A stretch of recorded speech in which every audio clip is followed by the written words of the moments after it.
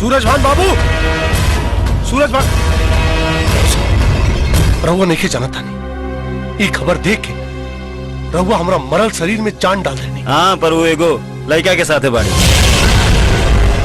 बलवंत बाबू, अगर दोस्ती की लिहाज ना रही तो आज जूता से मार के घर से बाहर निकाल देती। बस अब और शर्मिंदा मत करें, बस ही बताएं कि कुलक्षणी बा का रहुआ हमारा साथे आई। आई आई देखिए,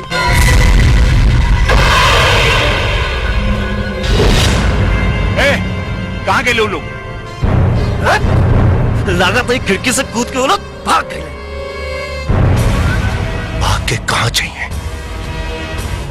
वो लड़का जौन भी होके सूरज बाबू, लेकिन ओकरा की नहीं खे पता कि वो अपना हाथ में हमरा बिटिया के हाथ ना साला जला दाग के गोला पकड़ ले बा। राधा रुको, अरे इतना तेज कहाँ भागा तारू? धीरे चला। अरे का भाई देख लो, यही से कहत रही ना धीरे चला। आ गए लो मोच। आओ होने चला चला, संभार के बैठा।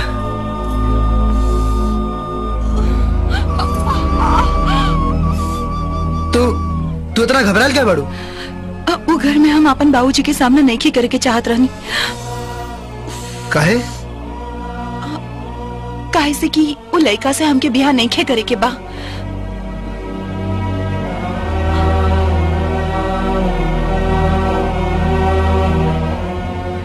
का तू हमार जिंदगी भर साथ निभाईबा? जब प्रीत के डोरी बंध गई बा तो हमार सुख तोहार और तोहार दुख हमार। का देखा तारू? विश्वास नहीं किया हमरा पे? ल देखा हमरा प्यार के सबूत।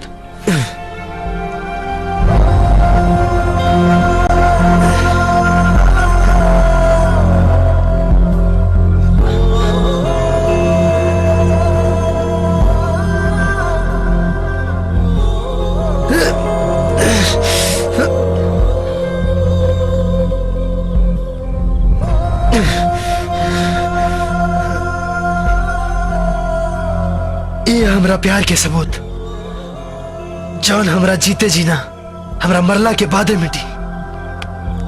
I love you, Raju. I love you।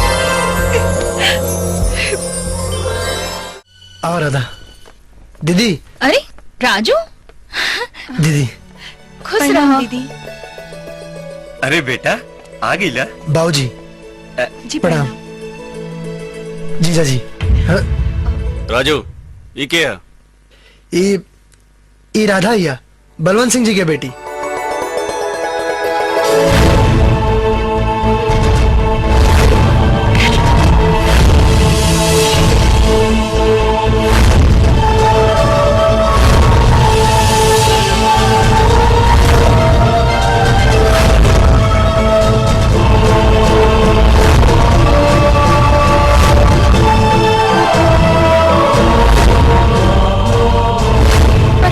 दरवाजा पर राजा प्रजा में अंतर होला राजू। बाकी वो भेद अब मिट गइल बा दीदी।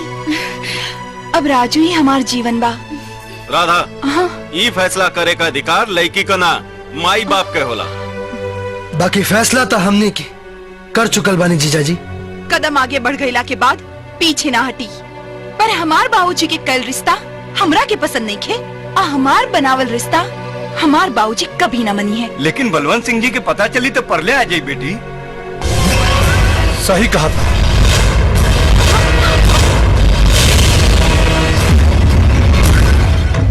जान के खुशी भाई कहते बलवंत सिंह के बारे में अच्छा जानकारी रख ले बाड़े। बाबूजी। हाँ बेटा बाबूजी अच्छा बा कहते अपने बाप का भरोसा बचा के रख ले बाड़े, नहीं तो एक घर परिवार के शमशान बना देती। इक्का के बेटी के चाहत के अपमान मत करी। मंडप के व्यवस्था करी, फेरा लेवेला बेटी वर चुन ले बाड़ी। ए बेटा पैर मजबूत कर ले, काहे कि तोर फेरा जमीन पे ना बलवंत सिंह के छाती पे पड़ी। और बलवंत सिंह का छाती इतना कमजोर नहीं खे कि 2 कौड़ी का लड़का ओकरा के नाप दे। गरीब की कौड़ी के भाव में नाप के जगा देनी होके वाला ससुर जी, फेरा चाहे जमीन पे हो गया या छाती पे, शादी के सहनाई में नाचेला तैयार रहे। कुछ वक्त पे भी छोड़ दे बेटा, सारा जवाब अब यहीं दे दे, तोरा और हमरा में फर्क ना रही। चल चल। हम ना जाए। जा राधा, रोक लेब तो हमारा प्यार के साथे साथे तोरा बाबूजी के भी अपमान हुई। ना राजू। राधा दुल्हा तबे शोभेला जब दुल्हन के शान से डोली में बैठा के ले आवे, और वो भी ओकरा माई बाबूजी के आशीर्वाद के साथ। और तुहार खोजल दुल्हा मजबूत बा, कमजोर ना। जा, आई लव यू। चल चल चल। राजू।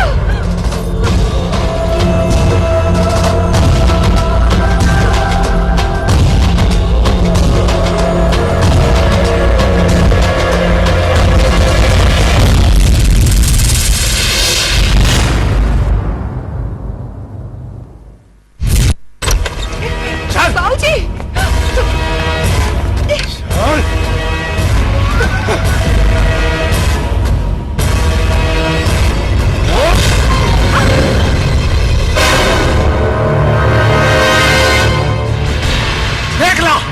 देख ला अपना बिटिया का करतूत।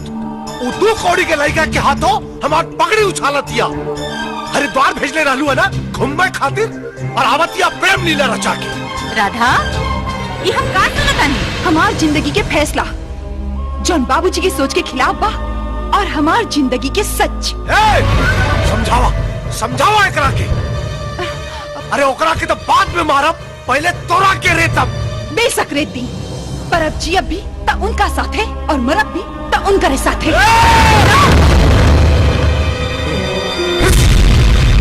ठीक है बेटा, ठीक। अब जब ते जिद पे आइए गई पाड़े तो सुन ले, ये फैसला देना हम करब।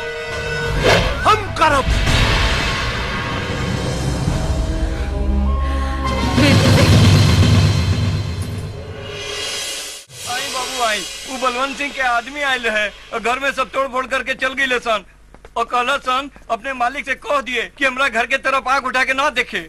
अरे वो लोगन के साथ राजू, शुरुआत बलवंत सिंह कैले पड़े, खत्म तो के करे के पड़ी।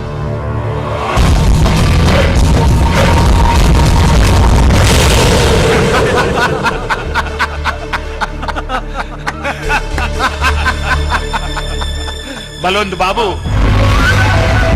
अब उस साला के समझ में आ जाई कि अपन औकात देख के ही कदम बढ़ावे के चाहिए। और अगर अभियो ना समझ में आई तो काट के फेंक दे साला। हमरा ख्याल से अब वो नौबत ना आए।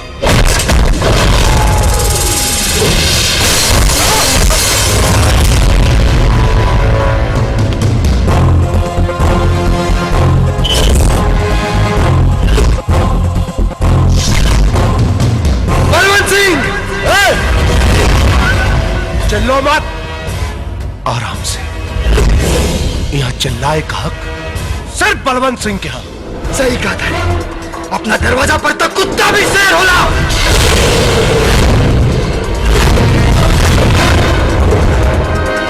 इतना मारा सन साला के कि एकरा बदन का पसीना भी खून बन के निकले। खत्म करा।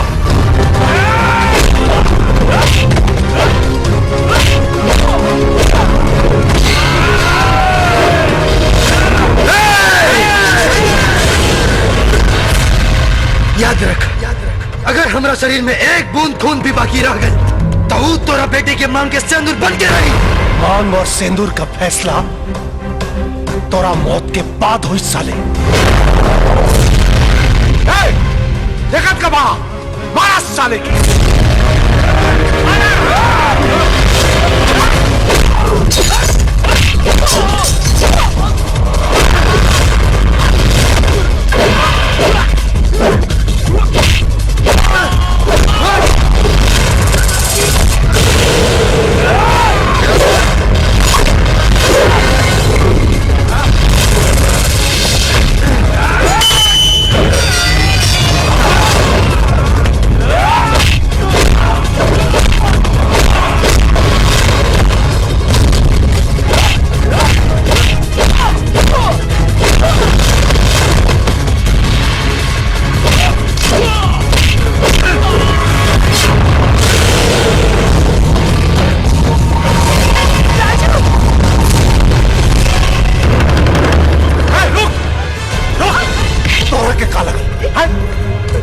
तोहनी का प्रेम लीला देख के हमार कलेजा पिघल जाई।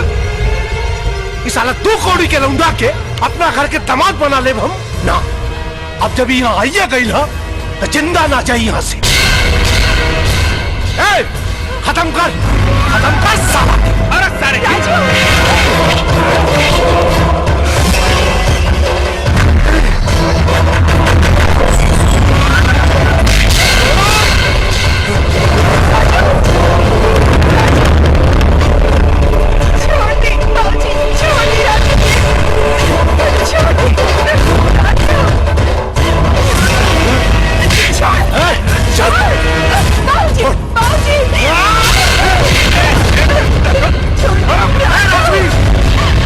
संभाले करा के।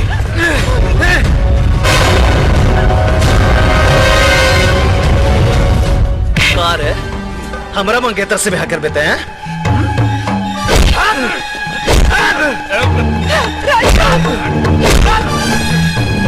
अब बोल।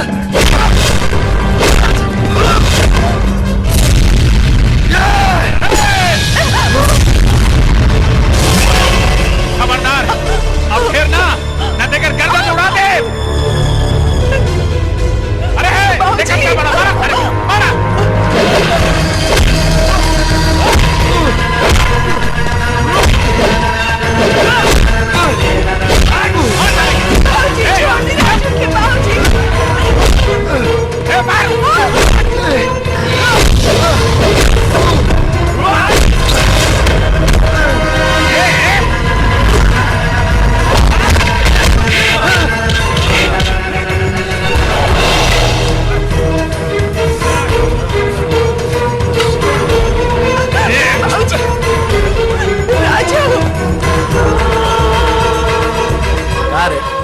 बहुत फड़फड़ा ताड़े ना।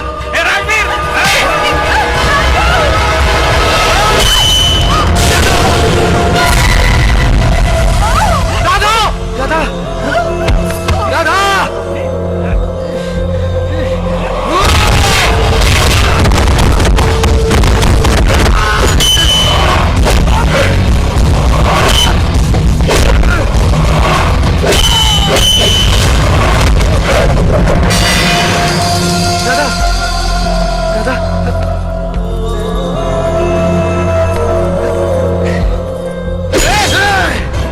हमार पीछा करी जान से जाई।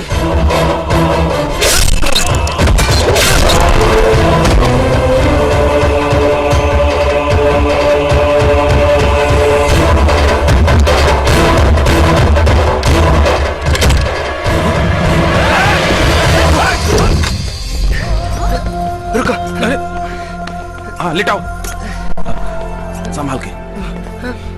डॉक्टर साहब, डॉक्टर साहब कहाँ पड़े? ये रहे। क्या हुआ? डॉक्टर साहब वो देखिए ना, डॉक्टर साहब वो इकरा के आई आई। डॉक्टर साहब सर पे चोट। इमरजेंसी वार्ड में ले चलो। चलो जी।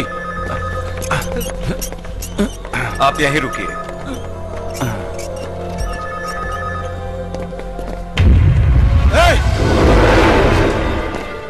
तू हमारा बेटी के अस्पताल तो ले आई ले, लेकिन अगर ओकरा के कुछ भइल ना तो बहुत भारी कीमत चुकावे के पड़ी तोरा के। बनियागिरी छोड़ के भगवान से दुआ करी। औलाद के तो माई बाप के दुश्मन बनत सुने रहन, बाकी पहला बेर कोनो बाप के अपना बेटी के दुश्मन बनत देख लेनी। तो हमरा से दुश्मनी बर्दाश्त करे का ताकत भगवान से उधार मांग ले, काहे कि अब हम तोरा के नरक में भेजो। बलवंत सिंह के डर रही तब बेटी के हाथ ना पकड़ती। हाथ पकड़े लायक रहबे तब ना पकड़ दे।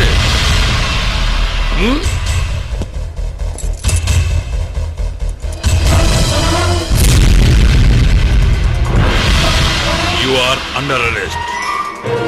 बाकी हमार गुनाह का बा? गुनाह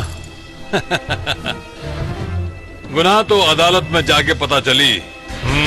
काहे कि अगर हॉस्पिटल में गुनाह बता देनी तो सजा बाद में मिली। पोस्टमार्टम की रिपोर्ट पहले निकाले के पड़ी। रिपोर्ट संभाल के बनाइए, अगर कहीं गलती भई तो हाथ की जगह गर्दन काट ले।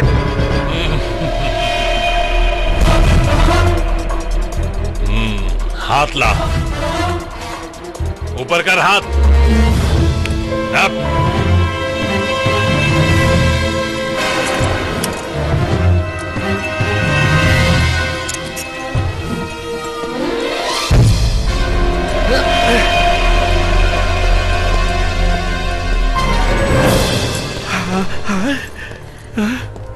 लड़की के मार के बाप बने के नया इतिहास बना देनी।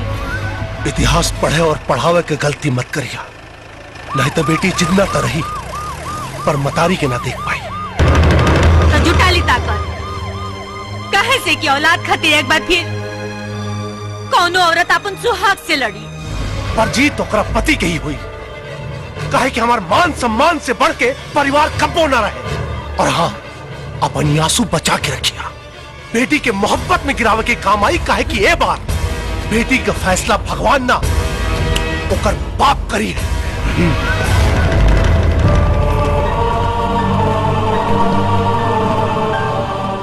ठीक बा, हम हो मंजर देखे खातिर तैयार बानी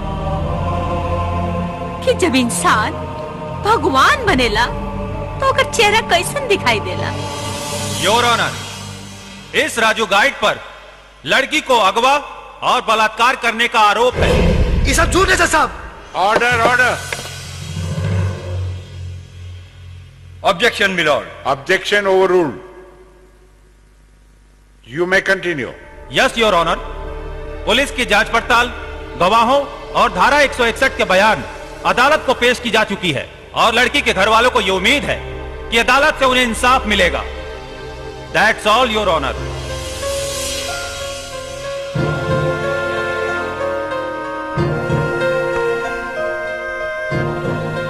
मुलजिम के जमानत की अर्जी पर सुनवाई करने के बाद अदालत इस नतीजे पर पहुंची है कि इस पे लगाया हुआ जुर्म बहुत ही संगीन है। इसने एक लड़की को अगवा करके बलात्कार किया है। पुलिस और प्रोसिक्यूशन ने जो बयान और सबूत पेश किए हैं उसके अंदर लड़की का बयान नहीं है और इस केस में लड़की का बयान बहुत ही जरूरी है। इसलिए यह अदालत हुक्म सुनाती है कि जब तक पीड़ित लड़की का बयान नहीं हो जाता मुलजिम राजू गाइड को जेल में ही रखा जाए। हम बेकसूर बानी जज साहब, हम बेकसूर बानी, हमरा पे गलत इल्जाम लागल बा। हम बेकसूर बानी जज साहब, ये साजिश बा जज साहब। हम बेकसूर बानी, हम बेकसूर बानी, हम बेकसूर बानी, हम बेकसूर बानी, हम बेकसूर बानी। पर ये में गलती राधा के ना, सूरज भान और बलवंत सिंह की है। और सूरज भान पर हमार भी पुरान हिसाब किताब बाकी बा। कौन हिसाब?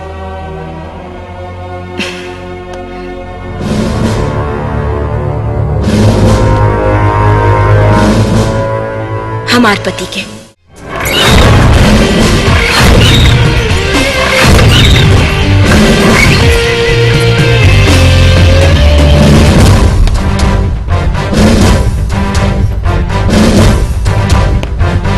खाली लड़की चल रही सर। सर आप कबूल न चलो सर। खुदे गुनाह कबूल करवे की कबूल करवावे के पड़ी। कान की झुमका खींच ले बा साहेब।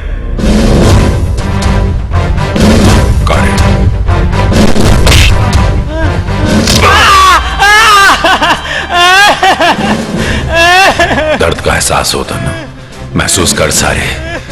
ओकरे कान में भी उतना ही दर्द भयल हुई जेकर तू झुमका पड़ ले हुए। ये एगो आदमी के हाथ तोड़ ले बा सर। करे गुंडई करबे, गुंडई करबे, हाथ तोड़ ले रहे।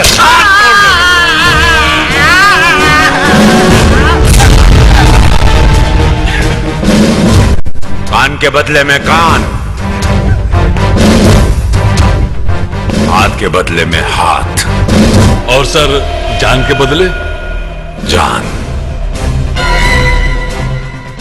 और ये पर्सा जोखन महतो के खून के लिए रहे साहेब।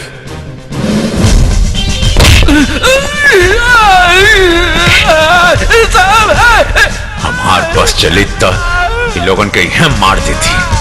साला जेल भर के ख्याल से अच्छा कि उनके मार के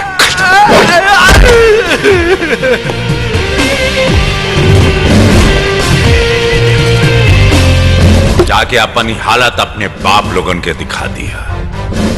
अपराधी पैदा कैल भूल जी इंसान।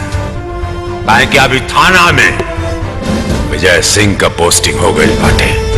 Sit down please. जी थैंक यू सर। पानी में रह के मगरमच्छ से बैर, कान के बदले कान, हाथ के बदले हाथ और जान के बदले जान। बाबूजी का भेल रे? अपने के देश खतरा में बा। का? हाँ बाबूजी कहीं सामान के बदले सामान ले लिस्ता। ई का कहता रे? सच कहा था नहीं बाबूजी, गोवर्धन की लड़की पे हमार मन आ गेल रे।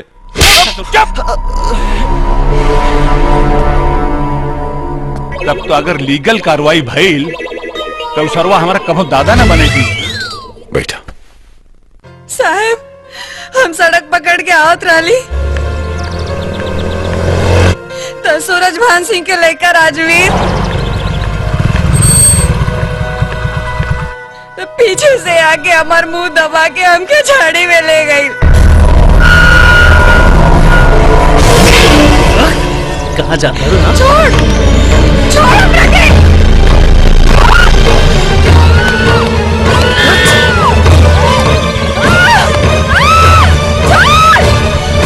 और हमरा संगे अपन मुंह काला गई।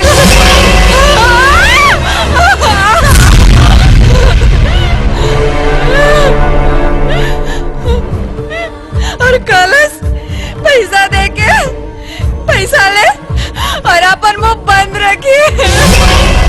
पकड़ अपन मुंह बंद रखिए। अब रोगा बताए हम कहाँ जाए और क्या करी। देखा ऐसा करी, रिपोर्ट लिखवा दी। तिवारी जी। जी सर। जी सर। सूरज भान के लेकर राजवीर का ऐसा वारंट निकाली आज के बाद रेप तो कैले बाटे, लेकिन ओकर गिनती मर्द में ना चढ़ा में हुई। कुछ भी कहीं दरोगा जी, मजा आ गई। हम मजा तो आ गई, मजा तो आ गई, पर राउर बेटा हाथ से गई। अरे पगला गई बड़ा का? अरे राजवीर हमारा सामने बा, फिर बेटा कैसे हाथ से गई? अरे सामने नहीं के, जी भर के गले मिल ले एक राके। काहे के लड़की के बलात्कार के केस में अरेस्ट वारंट निकल रहल बा और विजय सिंह के अरेस्ट वारंट के मतलब बा 25,000 वोल्ट के करंट। बाबूजी। दरोगा जी। बचवा के पैंट गीला हो गई बा, जल्दी से कोनो उपाय करी या तो हमनी के पीला हो जाए। हे दरोगा जी, हम राजवीर के ऐसा जगह छुपाई कि पुलिस का परिंदा के भी पता न चली।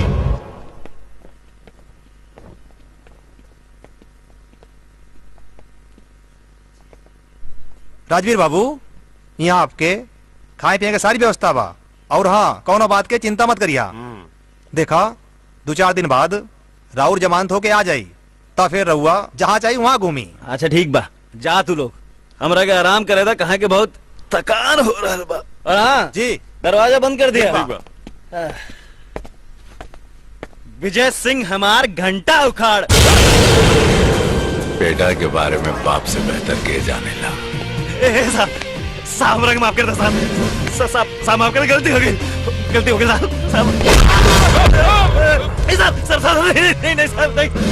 साहब। बड़ा रेप करे का शौक बाटे न रसाले। बचवा बड़ा गरम बड़े तो आना है। अरे बड़ा शरीर में गर्मी चढ़ा था। चल रेप करके बता। कितना गर्मी बाटे हमरा के दिखा दे। अब देखे के चाहता नहीं तू रेप कैसे कर ली।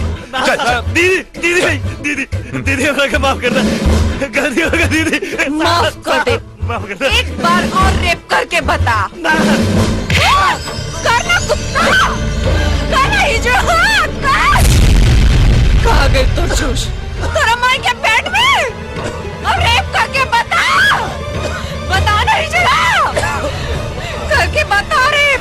रेपी ना करी, अब रेपी ना करी, एक रेप हुई बाप के सामने।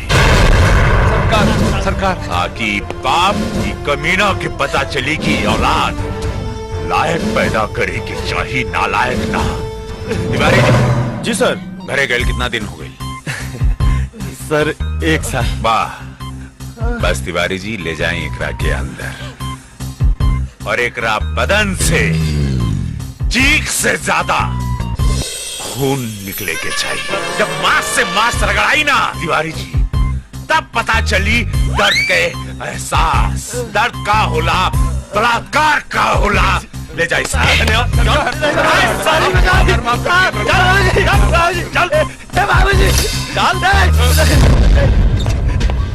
अब सरकार, सरकार हमारा बेटा के बचा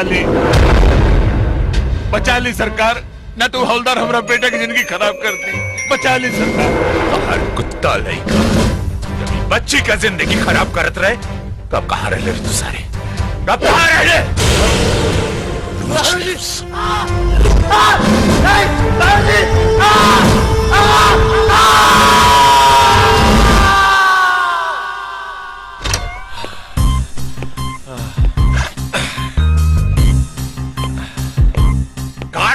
हो गए साहब। जिंदाबा के सरवा मर गई। जिंदाबा मर जाए तो 302 दफा लागी नू। सूरज भान जाके ओकर इलाज करवा ले। चोट ओकरा बदन पे नारे सारे तेरे आत्मा पे कैले बानी। मरला के बाद भी तरह के याद रही, बुझला? बलात्कार। चल बच्ची।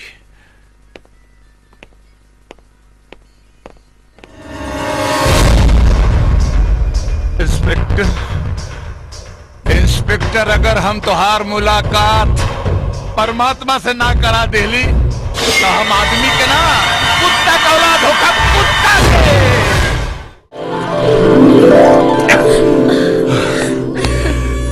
काहे इतना ढेर खखवाल बाड़ू हो? 1 घंटा ड्यूटी पे लेट कह दिलो हमरा के। हाँ का तो का करबा? ड्यूटी पे ना जाए के रहत ना,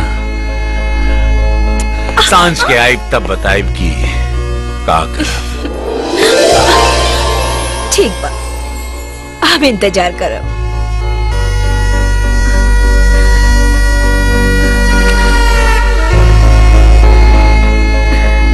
इंतजार करा।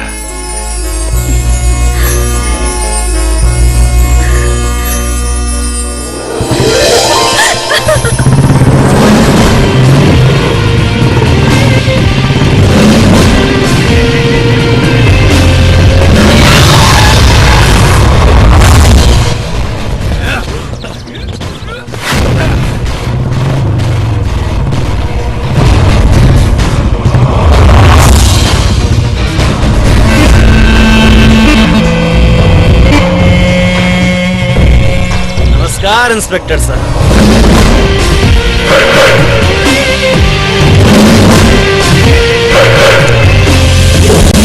इंस्पेक्टर साहब, इस जमाना में ढेर ईमानदारी से जिए वाला के उम्र बहुत कम हो। हाँ,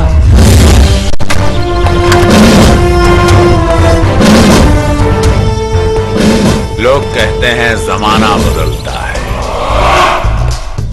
कुछ लोग ऐसे होते हैं जो जमाने को बदलते हैं। हम वही में से एक हैं। तो नहीं, बाप बेटे का कुंडली ना हमारा पास बहुत पहले से है। बस इंतजार रहे सबूत और गवाह के, जौन हमरा क्या भेटा गईला।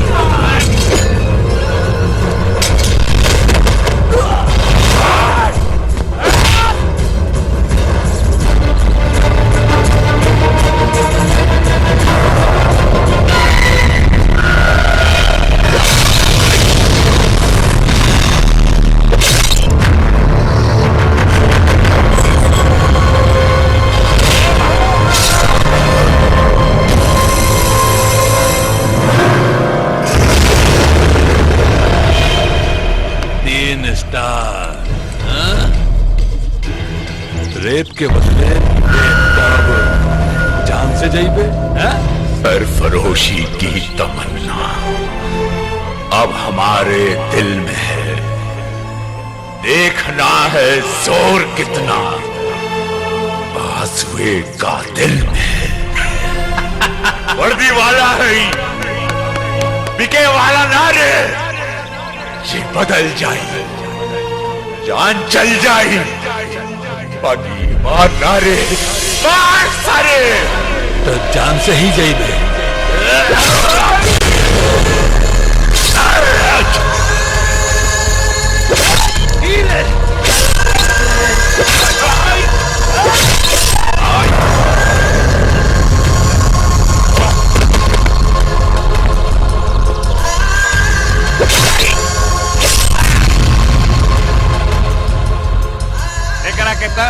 एकर कर्मी के वार्ड मिल गई, सारे के राम नाम सत्य हो गई।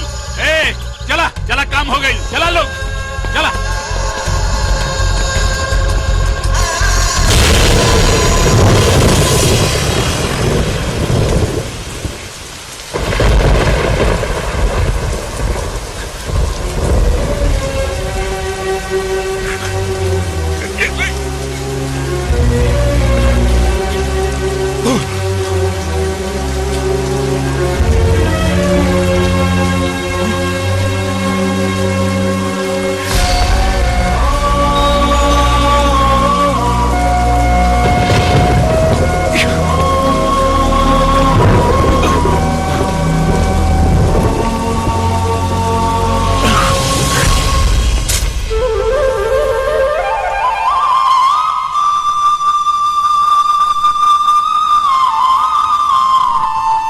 हे माता रानी, हमने पर आपन कृपा बनाए रखा।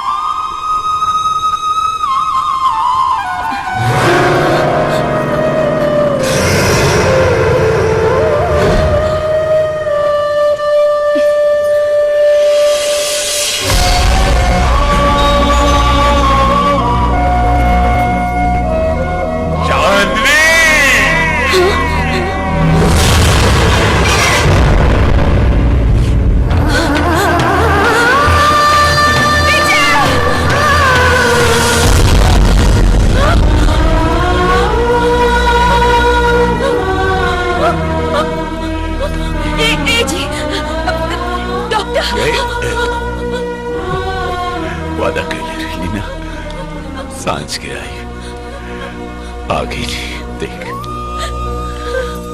सांस के रोक के रख ले वाली। विजय देख, चांदी तो और विजय के विजय पताखा पूरे शरीर पे लौका था। जड़ा हेलन सारे पीछे से वार किया, सामने से वार करता था, पता इसकी जिंदगी और मौत का आरा। उकनी के मौत दरा पे उधार चांदी, उकनी के मरला के बाद हमरे आत्मा की शांति मिली। उकनी के मरला के बाद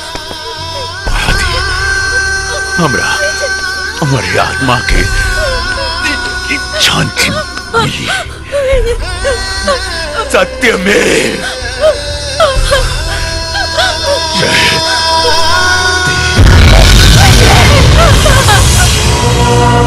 हमरा पति की एक एक चीख और एक एक जख्म याद बा, और हमरा मन के भीतर जलत आग सूरज भान के खून से ही बुझी।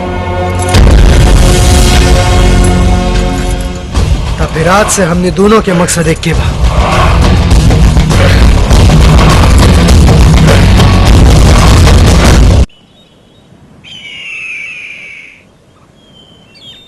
हम लोग समझ में नहीं क्या होत कि हम कहाँ गरीब हुआ। बाबूजी आंसू मत गिराओ राजू, अब फैसला के घड़ी बा। वो लोग अपने अहंकार के जुनून में इतना हद तक गिर सकेले तो प्यार कैले बाड़ा, और प्यार की ताकत के आगे ऊपर वाला भी झुक चालन। फिर तो बलवंत सिंह के औकात का बा। दीदी जाके कह दी कि तोर भाई फैसला करेला जेल से बाहर आ रहा बा। जेल से? बाकी राजू ना तूफान बन के निकली। पर तोरा के जेल से बाहर निकाले के?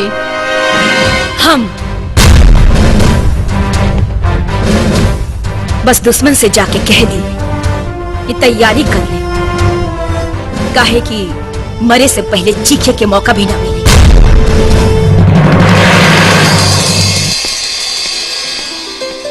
दीदी। अच्छा बेटा। बाबूजी ध्यान रखिए अपन, जाता नहीं हमनी के। चला बेटी चल चल।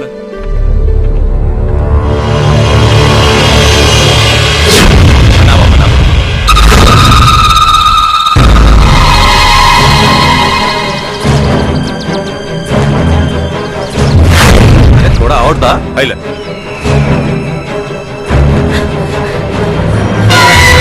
जल्दी आवा।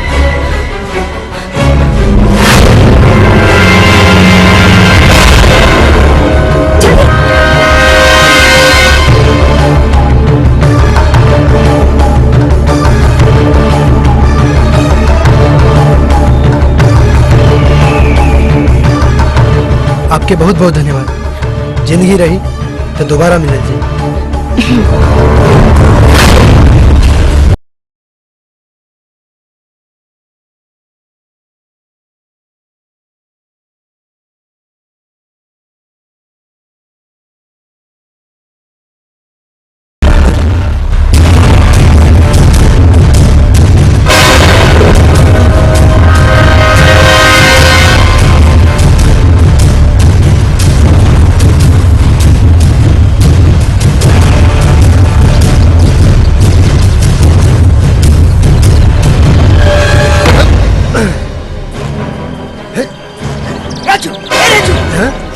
गणेश तू मरते कदी के ड्रेस में बाहर जेबा तो प्रॉब्लम हो जाई।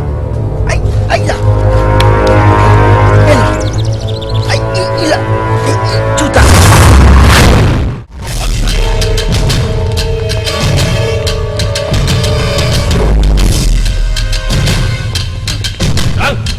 कत्ल करे वाला बादशाह, बम ब्लास्ट वाला राजा और बलात्कारी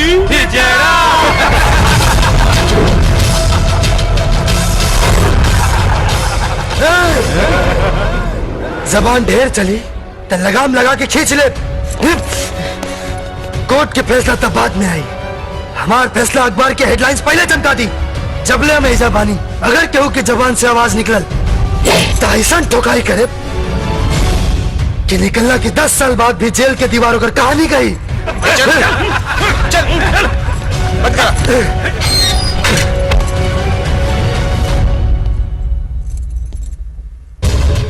एक एक हिदायत याद रहे, वरना तोहनी के सस्पेंड लेटर तैयार रही। एकरा के इतना टॉर्चर करा कि ओकर निशान एकर शरीर के हर अंग अंग पर छप जाए, ताकि फिर कोनो कबो पुलिस वालन पर हाथ उठावे के हिम्मत ना करे। माइंडेड? यस सर।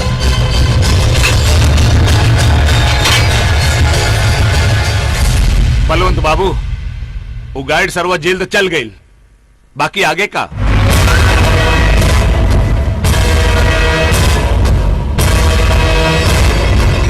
वो जेलर के रुपया से इतना पाट था कि वो लौंडा जेल से बाहर तक निकले, लेकिन जिंदा ना, मरता। रउआ चिंता ना करी, काम हो जाए।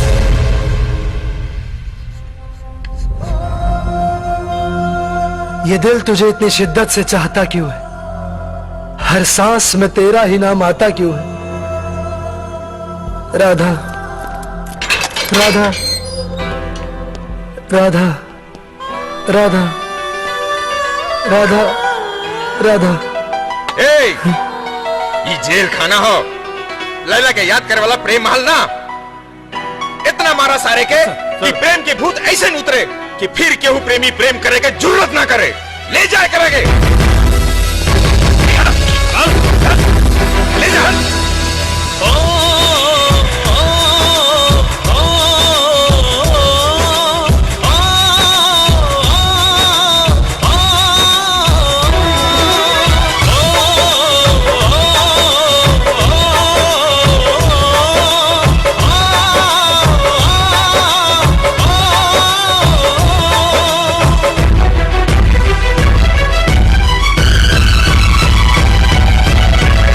दिलवा के कहीं का फसाना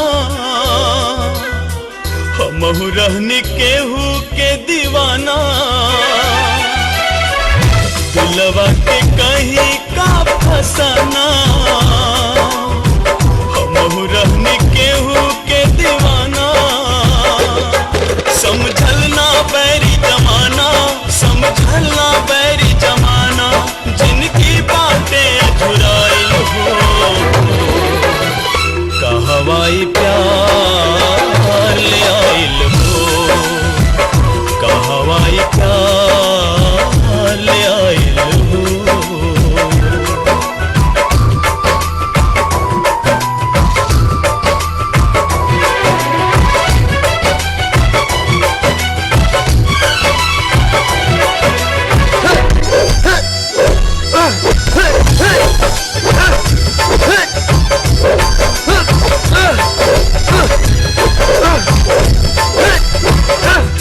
बेदर्द जहां में अकेला छोड़ी यार के हम जाए कैसे जिस्म के तो मिटा दे बाकी रूह के अलगाई कैसे जिंदा रहल कठिन बा नइखे मुअलो आसान हो छटपट करे जान हो छटपट करे जान हो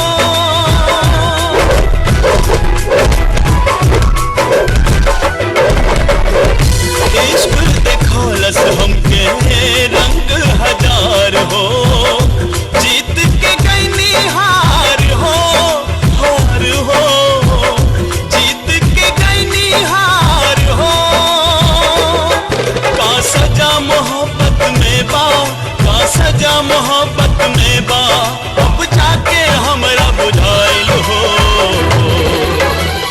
कहवाई प्यार ले आइल हो कहवाई प्यार ले आइल हो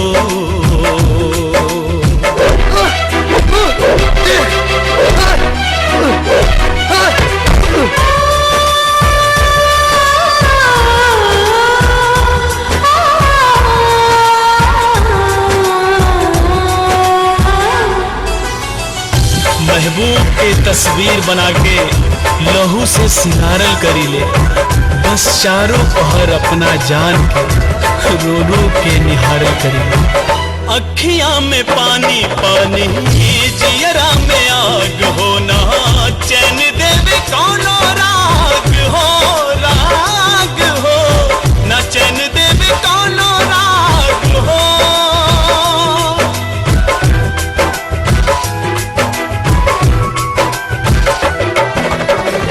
माहुरों से माहुर लागे यार के जुदाई हो मिलन घड़ी कब आई हो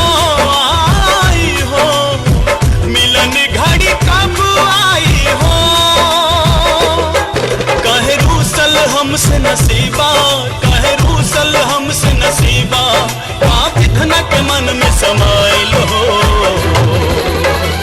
कहवाई प्यार ले आइल हो कहवाई प्यार ले आइल हो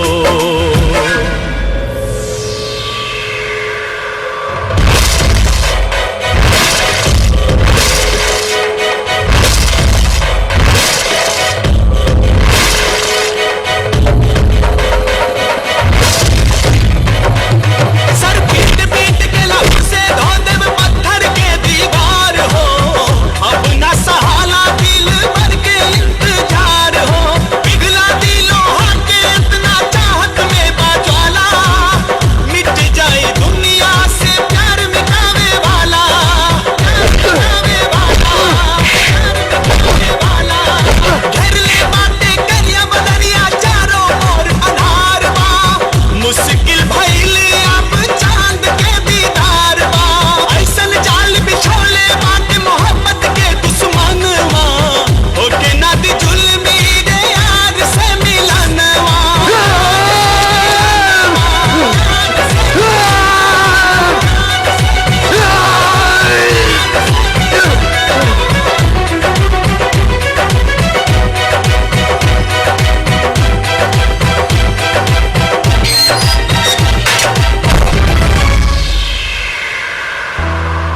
होखे ना दिजुल मेरे यार से मिलनवा।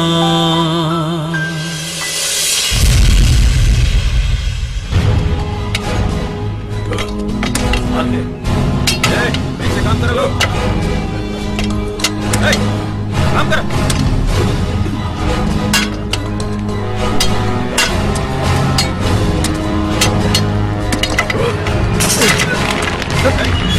जल्दी हाथ चलाओ।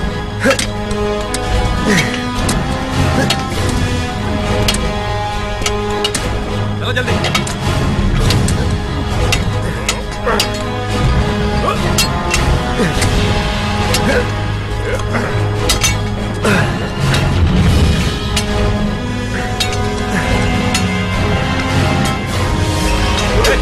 बैठो कहाँ पड़े? चलो।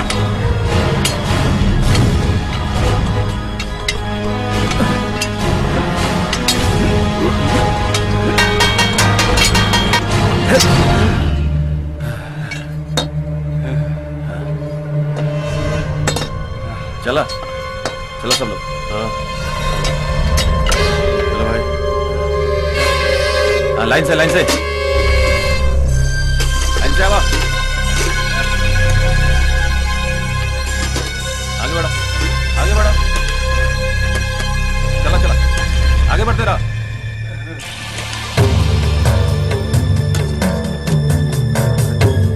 थोड़ा ताला डाला। अरे चला आगे बढ़ा, सब लोग लाइन में बैठे। चला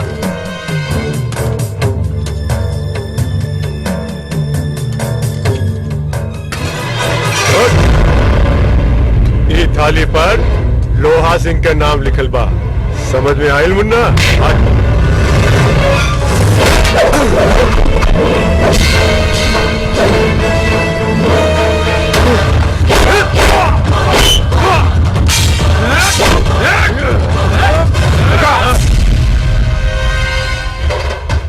चोट से तो नाम के पता चल गए लोग। जो जाके थाली सजा के लाओ। वैसे हमार नाम राजू, छोरा गंगा किनारे वाला। बड़ा दिन के बाद केहू लोहा सिंह से टकराए की हिम्मत जटावले बा। नंगा करके मारे, फिर अपना नाम बदल के रख ले है छोरा नंगा किनारे वाला। उम्र पे बच जाइए, वरना आपन चेहरा आईना में भी ना पहचान पाए।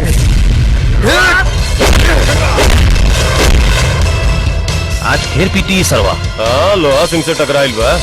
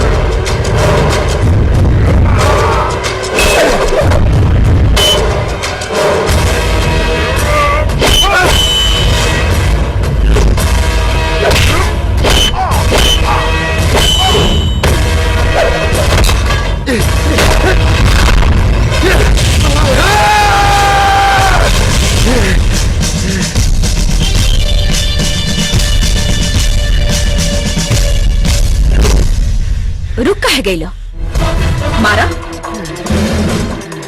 शरीर से निकलल पसीना तो बता रहल बा कि चेहरा के पीछे कितना बड़ा शैतान छुपल बा। औरत के लिहाज बा, वरना जबान काट के ऐसा जगह फेंक देती कि बात जबान से ना आंख से करे के पड़ी। ए, का करबा? रेप ये जान से मार के फांसी पे लटक जाएगा। बंद कर दो लोग,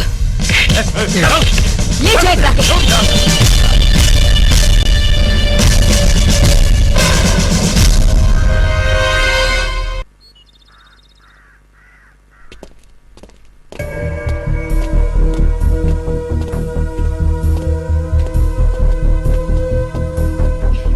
खोला। एक बार फिर सोच ली मैडम जी, बड़ा खतरनाक मुजरिम बा। इंस्पेक्टर चांदनी नाम बा, खतरा से खेलल हमार काम बा। जब ले ना कही केहू अंदर ना आई। खोला। जी।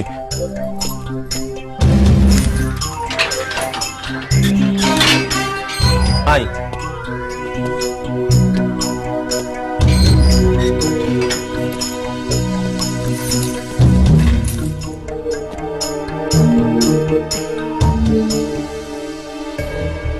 किसी ने ठीक ही कहा है,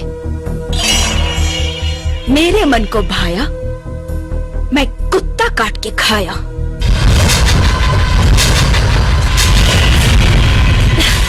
वाह वाह, आंख से तो सराफत लौका था और गुनाह इतना बड़ा कि मन करता बोटी बोटी काट के चील को वन के खिला दी।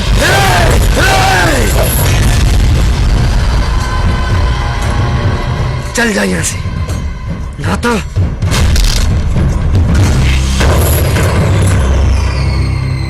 का करबा उहे जो लड़की के साथ कैले बाड़ा।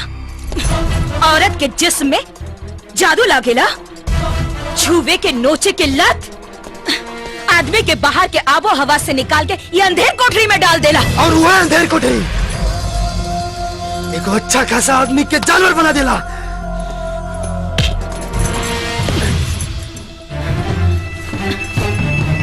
तला पूरा करला अपना हवस। काय हमरा जख्म के कुरे दे खातिर आइल बाड़ू। पैसा के बल पर हमरा दामन पर दाग लगावल गइल बा और वो बेईमान वर्दी वाला लोगन के मेहरबानी जे प्यार से जिंदगी जिए वाला आदमी आज सलाखन के पीछे खड़ा बा। फिर सच बता दा, काहे कि जख्मी दिल के दर्द हम जान चुकल बानी। चांदनी के मुजरिम के चेहरा देख के पता चल जाला कि गुनाहगार के गुनाह का बा। अपना दोस्त या साथी समझ के बता दा, हर मदद करब। काहे कि कानून टिकाऊ होला, बिकाऊ ना। तब फिर जाके पूछे हरिद्वार के घाट से, गंगा मैया के पवित्र धारा से हमरा हसत खेलत जिंदगी के बारे में।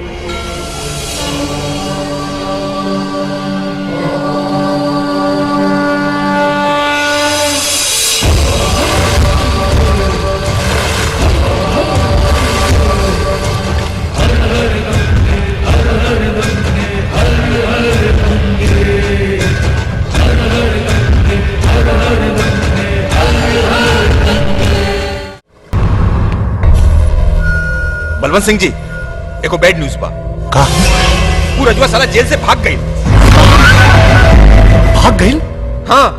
अरे साले कुत्ता, बैठ के अचार डालत रहने का। खोज खोज ओकरा के, जहां मिले मार दे।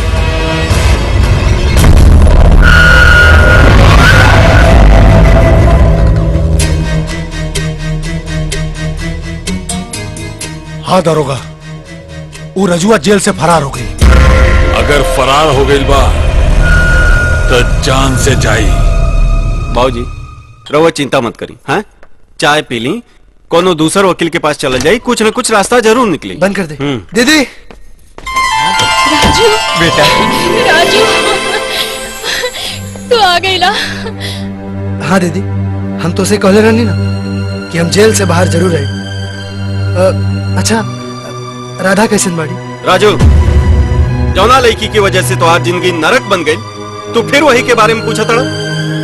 नाम भी मत लिया होकर। हाँ बेटा, बुआ जी ठीक कहता रहे, हम अपना बेटा के और तकलीफ में नहीं देख सको। ना ना बाबूजी, हम वो लड़की की आंख में विश्वास देख ले बानी, जौन राजू के प्यार के गवाह बा। सुन राजू, हमरा मालूम बा राधा कहाँ बाड़ी। चला हमरा साथ, चला आवा। राजू राजू सुना।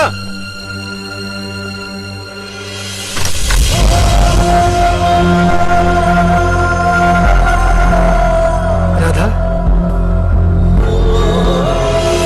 राधा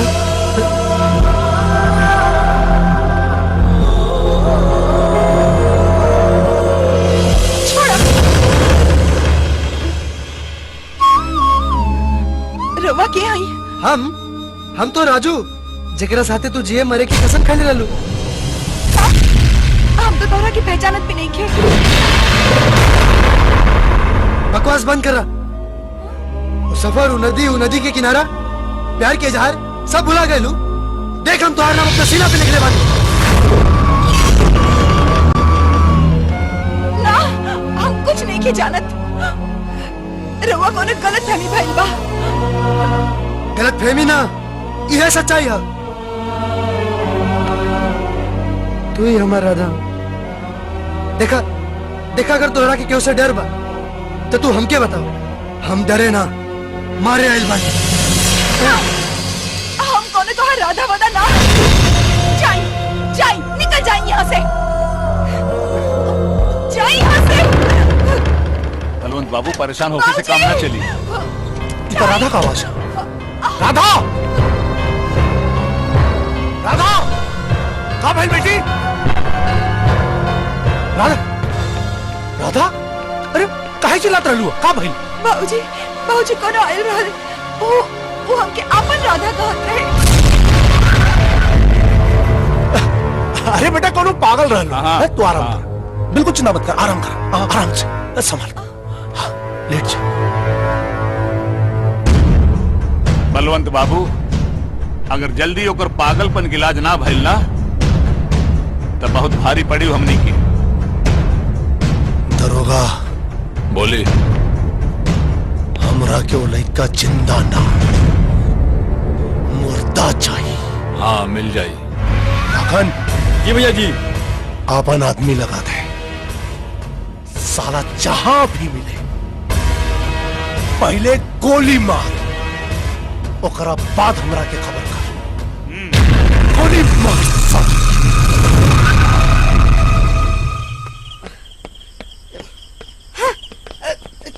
का बोल राजू? का कहली राधा? नाम भी मत। रुक जा।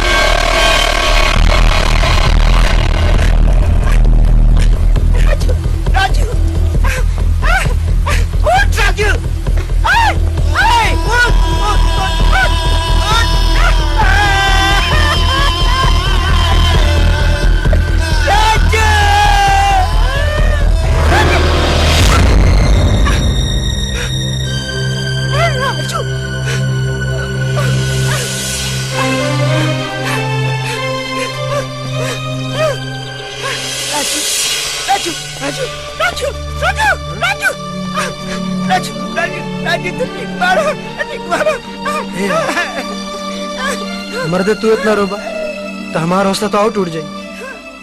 कहा से का हो गई यार? कितना हंसत खेलत जिंदगी रहे हमनी के। न जाने के कर नजर लग गई। प्यार की नजर। अगर पहले पता रही कि प्यार इतना खतरनाक होला तो कबो प्यार ना करती। प्यार हमारी जिंदगी खराब कर देला सो। कोनो बात नहीं की, कोनो बात नहीं की यार। बंजर जमीन पर भी फसल उगेला, बस वो पर उगावे वाला के पास हिम्मत और हौसला होके के चाहिए। और हमरा मालूम बा हमरा यार के लगे वो सब कुछ बा। ए यार, सजा खत्म होला के बाद फिर से नया जिंदगी शुरू कर जाई। अब ही सरेंडर कर दो सरेंडर। राते बड़ा खराब सपना देख ले बानी। सही कहा था यार, जेकरा वजह से जेल से भगनी वो पहचाने से इनकार कर देलस। तब फिर झूठ की लड़ाई लड़ला से भी क्या मतलब।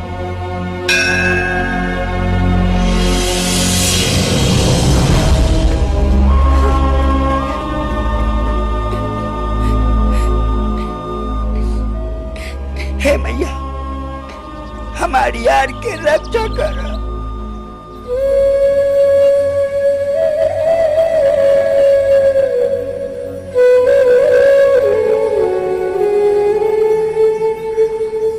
माई शिकायत करे भी औलाना दे तय में बेटा की अच्छाई ना बुराई लौकी। यही से कुछ कहब ना, कहे कि तकदीर के लिखल केहू कब्बो ना बदल सकेला। बस अफसोस है के बात के बा कि गंगा मैया के और अपने के पूजनी पर ओकर कोनो अर्थ ना निकलल। प्यार और धोखा के मतलब समझ में आ गए जब राधा हमरे के पहचाने से इनकार कर दिली तो जेल और जेल के बाहर सब एक ही जैसन बा। अब जेल के बाहर और अंदर ना, ऊपर मरला के बाद जो भी शिकवा शिकायत होके डायरेक्ट कर ली है। काहे कि दुनिया में भगवान के ना बड़ धनिक लोग के मर्जी चलेला।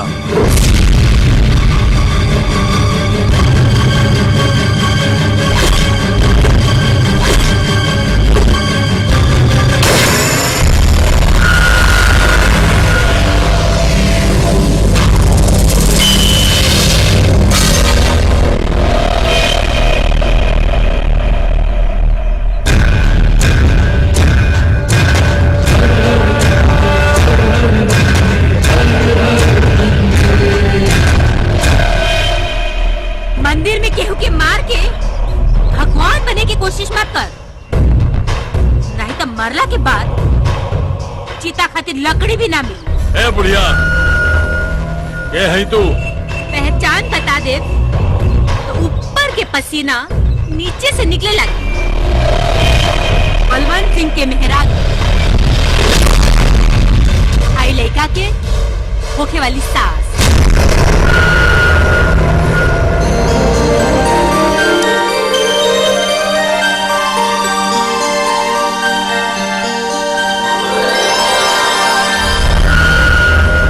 राधा की माई। अब कौनो शिकवा शिकायत में बेटा, वो लड़ाई में राधा की यादाश्त गईला की वजह से हो सकेला कि तारा के ना पहचान ले हुई, पर तारा के सच्चा प्यार करेली बेटा।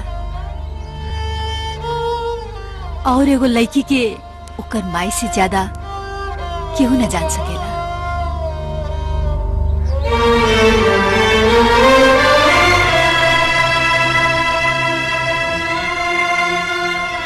सगुन के पैसा भले राधा के बाबूजी तारा के दामाद स्वीकार नहीं कर, बाकी राधा के माई तारा के आपन दामाद स्वीकार कर।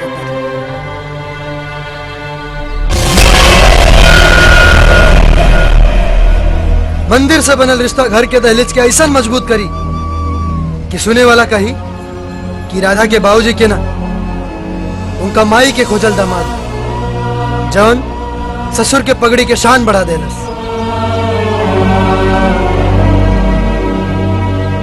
जी चला था, प्रणाम। खुश रहो।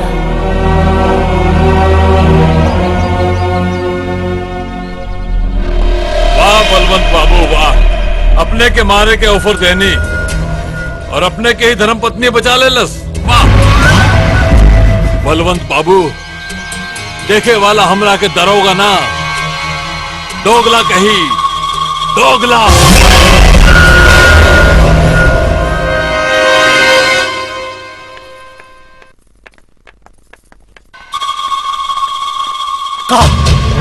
का हो रहा भाई सब?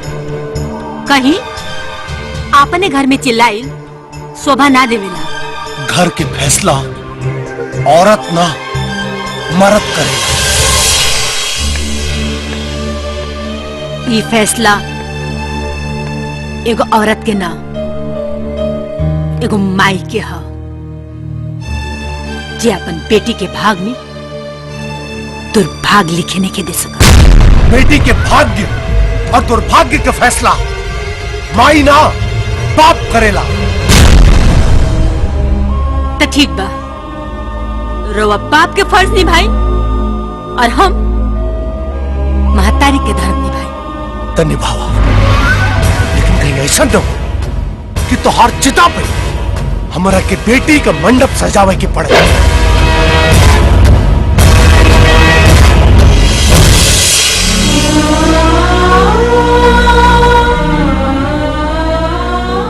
भाग्य और दुर्भाग्य के फैसला आदमी के हाथ में ना, भगवान के हाथ में है। इंसान दुनिया से जीत जाला, लेकिन अपना औलाद से हार जाला। बलवंत सिंह के ओकर बेटी गिरा दी, कब्बो न सोचते रहने। सोच के विपरीत जवन काम होला ना, इतिहास ओकरा के याद रखेला। बाकी में राधा बिटिया कोनो दोष नहीं की। अरे इमे सारा के सारा दोष 2% के गाइड रजुआ के हा। हाँ, जकर अंजाम बहुत बुरा होखी। लेकिन हमरा बिटिया के कोनो खतरा ना होके चाहिए। अरे भाई कुछ ना होई, राधा बिटिया के कुछ ना होई। बस एगो रास्ता बा, रउआ के ओकरा पर अमल करे के पड़ी। फिर देखिए समय कैसे अपन दिशा बदलता। कौन रास्ता? अरे राधा बिटिया की याददाश्त वापस आवे से पहले ओकर बियाह राजवीर के साथे कर दी।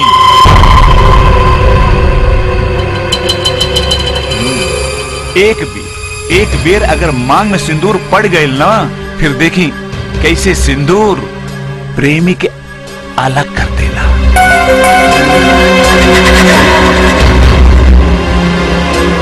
कहा बात कहनी जीजा जी, बलवंत बाबू सिंदूर में बहुते ताकत होला।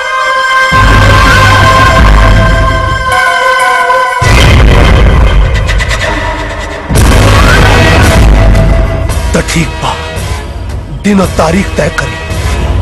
अब चाहे घर जले चाहे गांव, लेकिन मंडप तो सजी साला।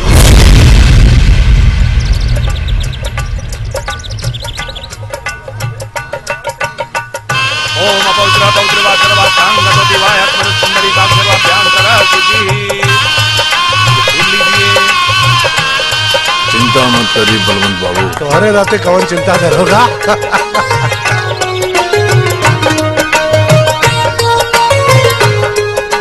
सूरज भान जी, अगर वो राजू गाइड यहाँ आ जाए तो यहाँ से जिंदा बच के ना जाए के चाहिए। बलवंत बाबू, अगर वो यहाँ आई तो वापस ना जा पाई, काहे से कि चारों तरफ अपन आदमी खड़ा बाड़े। हाँ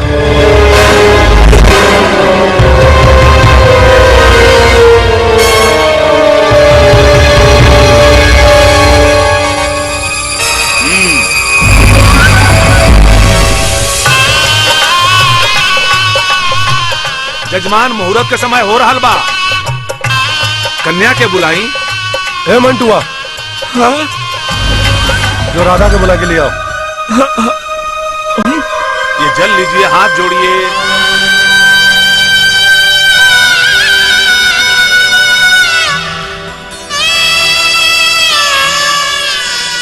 ए मलकिनी, राधा बबनी के लेके मंडप में चली, मालिक बुलाओ तो नहीं।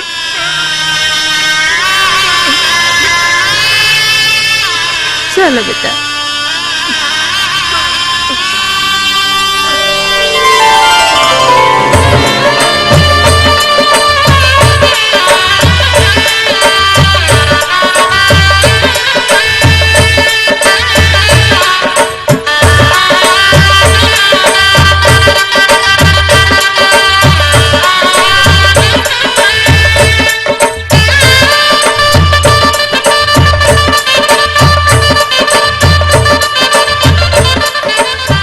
जानकी, बिठाओ अग्र।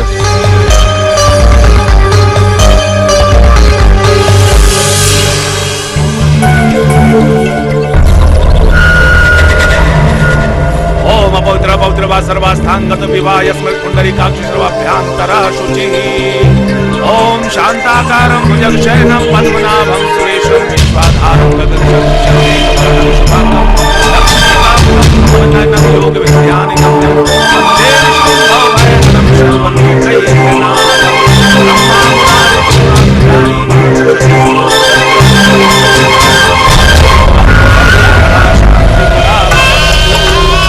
वधू जयमाल के लिए खड़ा हो जाए।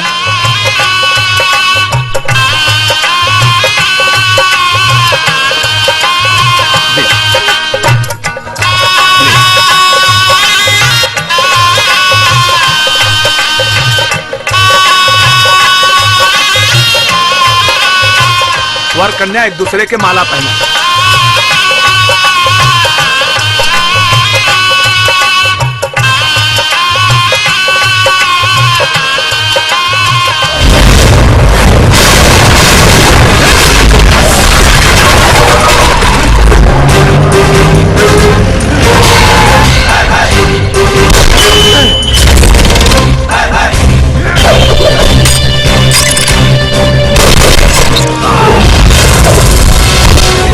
कन्या के गठबंधन करी।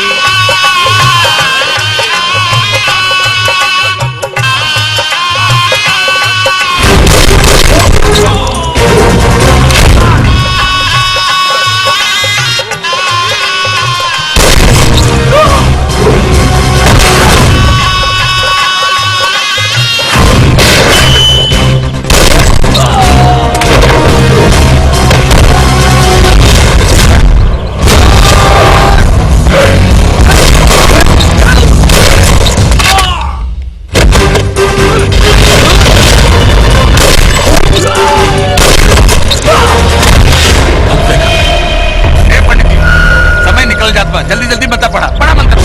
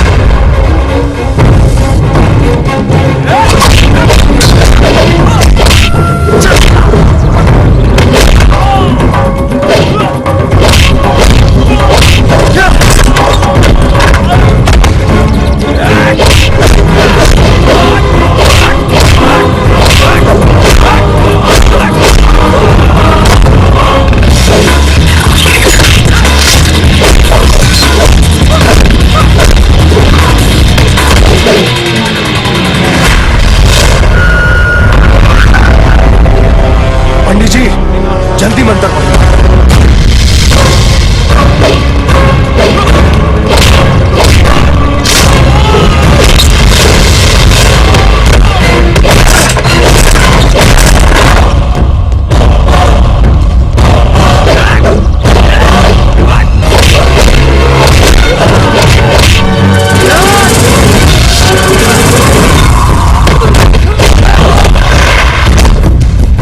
हैंड्स अप, हैंड्स अप, तो गोली मार रहे आप।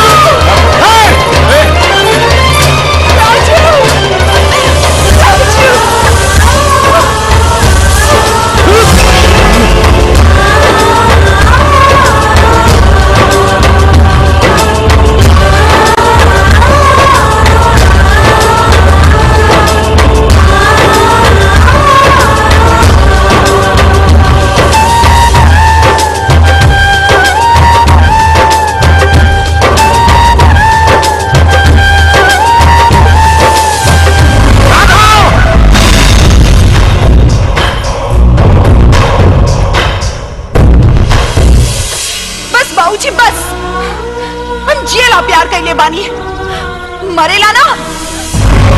खूब सरूचा कैले अपने बाप का।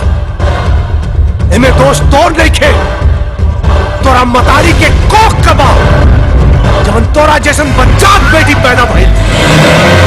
रीता, सोनोग्राफी की रिपोर्ट डॉक्टर के बजाय पंडित के दिखा देना तो भविष्य उज्जवल हो जाएगा। दामाद के सामने सास पर हाथ उठेगा तो मर्दांगी की औकात औलाद की जगह दामाद लापती। सीधा से आशीर्वाद दे दे, ना तो दहेज में गर्दन काट के ले जाए। बेटा राजवीर खड़ा खड़ा मुंह का देखत बड़ा। राधा बलवंत सिंह के बेटी ना हमार पतो बिया पतो खींच के ले आवा कर ले आवा।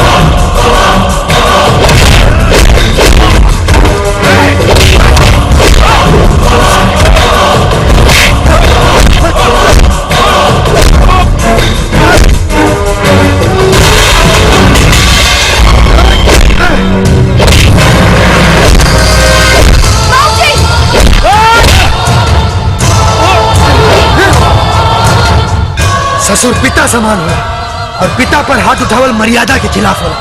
रवाना पत्नी के सम्मान देनी ना बेटी के तो दामाद के क्या देम। यहाँ के छोड़ दी, काहे कि हम तोरा डोली में अपन बाबूजी के हाथों विदा होके के चाहता नहीं।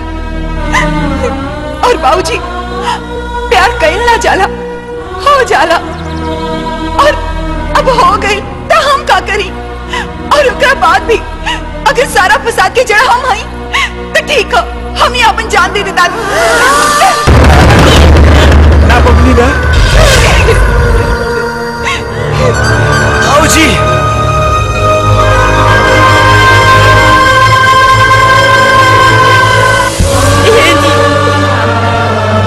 जिंदगी भर रवा अपने मन के कहीं नहीं। अब जब बात औलाद के ऊपर आ गई बा तो औलाद के खुशी से बढ़ के कोनो खुशी ना होखेला। राजू ऐसा लड़का हमनी के ना मिल सकेला। मान जाई ना, मान जाई।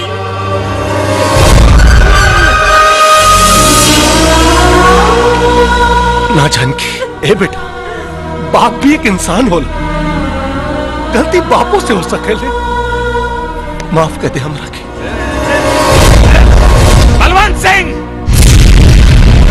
तू एक तरह से हमारा सपना चकनाचूर नहीं कर सकत।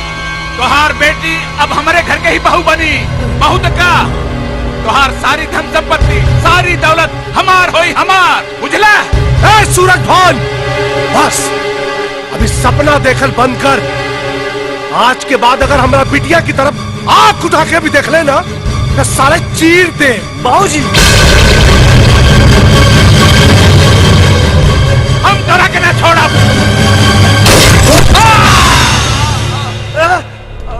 बाबूजी, बाबूजी, बाबूजी,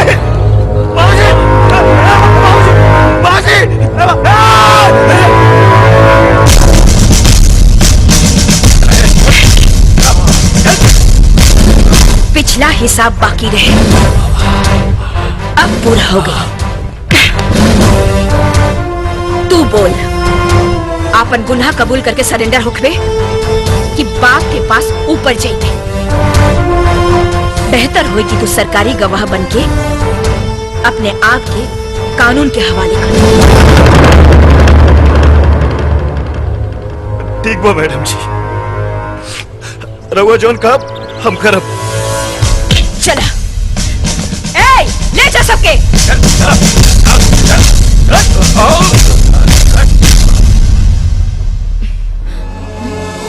हमरों के ले चल। ना, अभी ना। अभी तो तू ब्याह करा, एकनी लोग के सरकारी गवाह बना के हम तोरा के छुड़ा ले। अच्छा चला तानी।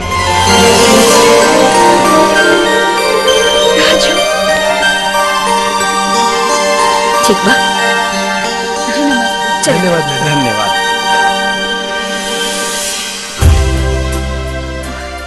अब देर मत करी, लेकिन के आशीर्वाद दे दी। हाँ मालिक। हाँ ठाकुर साहब, रहुआ अपन अहंकार में ये दोनों के अलग मत करी। बलवंत बाबू, अहंकार तो माटी भी ना बर्दाश्त करेले। अरे प्यार से चलब तो पाँव के नीचे और पटक के चलब तो कपार पे चढ़ जाले। अब चली लइकन के आशीर्वाद दे। हाँ ठाकुर साहब, ठीक बा। अब देखत का बारा जो कर लो। बाबूजी। अरे ढेर माई बाबूजी करबू तई लोग नाना नानी कैसे बनी है?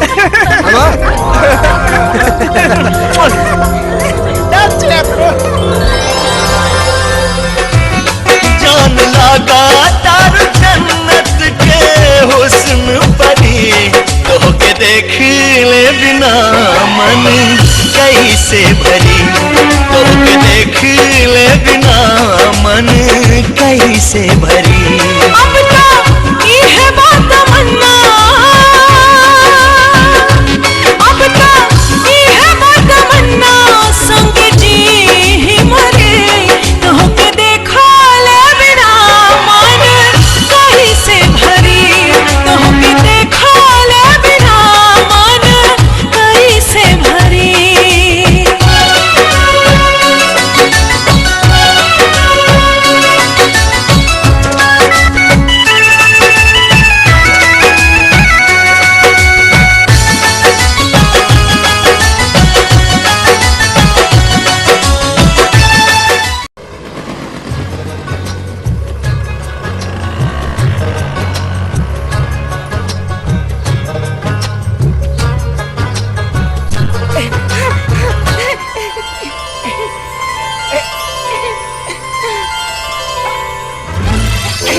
चोर मेरा पर्स खींच रहा है। अरे हम चोर नहीं की, छोड़ हम रखे।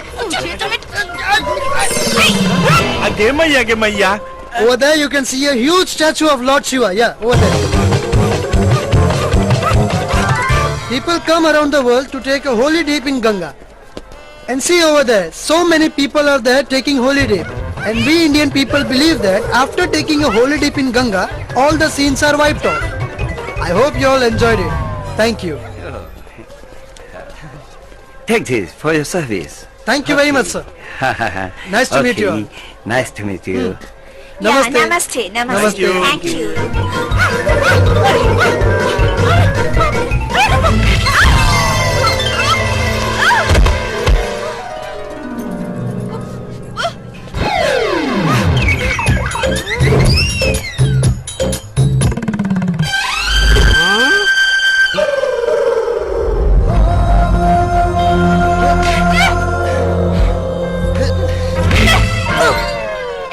दिखाई नहीं देता क्या? ए छोरी, ढेर ना। पहले ये बताओ, हमारे दोस्त के पीछे काहे पड़ी हो? अच्छा, तो चोर चोर मौसेरा भाई। हाँ? क्या? चोर किसे बोल रही हो? तहरा के, तहरा के, तहरा के। क्यों? एक तो घाट पर बदमाशी करना और ऊपर से अकड़ भी दिखा रहे हो। पूछो इससे मेरा पर्स क्यों खींच रहा था? ए मैडम, हम पर्स कहाँ खींच रही? एक तो तू इतना लंबी बारू, हम तो ऐसे खींच के पूछत रहने की गाइड चाहिए का? ए, ज्यादा हाथ पाँव मत चलाओ, कहीं हम चलाने लगे ना तो मुसीबत में पड़ जाओगी। हाँ हाँ हाँ हाँ हाँ, छोड़ा ना राधा, हमने क्या जा घूमे आइल बनी जा कि लड़ाई झगड़ा करे आइल बनी जा। घूमे? अरे घूमे आइल बनी जा? हाँ। वो भोजपुरी या? अरे तो पहले नहीं बताओ कि चाहते हो? अरे हम है हरिद्वार के नंबर 1 गाइड राजू, छोरा गंगा किनारे वाला। अगे मैया के मैया। अरे ऐसा है तब बताव, हमने के घुमावे खातिर कितना पैसा लेबा? रुका रुका ना, पैसा की कोनो बात नहीं है, जे दे बसे ले ले। बाकी सुनो, इनका के बता द कि नाक पे ढेर गुस्सा रखल ठीक नहीं खे। आई हरिद्वार ऋषिकेश लक्ष्मण झूला सब घुमा देता नहीं चली। अरे होने का हेने चले के बाद आओ होने तो रोवा लोग देख चुकल बानी, अब हेने देखी। वो पहाड़ी पर मनसा माई के मंदिर बा, काले चल जाए दर्शन करे, ठीक बा। ये जितना घाट लोकत है एकर मेन गाइड हम ही बानी। अब उधर चला, हर की पौड़ी देखा होता नहीं। ये देखी, ये घाट के हर की पौड़ी कहल जाला। एजा साक्षात विष्णु जी के कदम पड़ल रहे, यही से ये घाट के नाम हर की पौड़ी पड़ल। चलिए देखा होता नहीं, आई।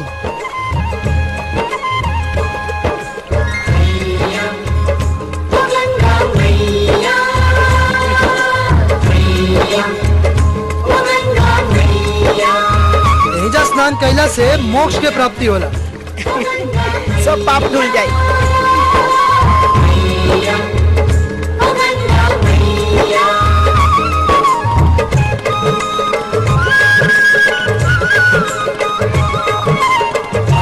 आगे चला, आगे चला।